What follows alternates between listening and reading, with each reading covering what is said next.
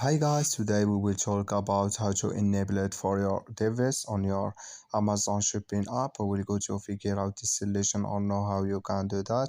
So you just go down here, you click here on down, then it's going to take you to next window here. You just write into show for us window like this, then you click here on accounts and it's going to take you to next window here.